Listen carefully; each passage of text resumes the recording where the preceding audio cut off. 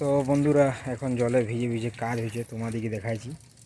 একটা আমাদের এখানে পোল পড়ে গেছে ইসিএলের।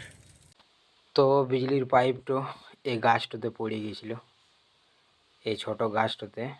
আর সেই সময় কি ভাগ্যে লাইন ছিল নাই, তো এখন গাছটো কাটাইছে। আর এবারে পাইপটো মারাম্মত করে পরে লাইনটা ঘুরে জুড়ে দিব।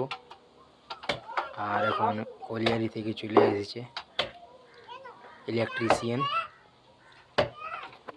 তো চলো কতক্ষণ কমপ্লিট হয়ে দেখি।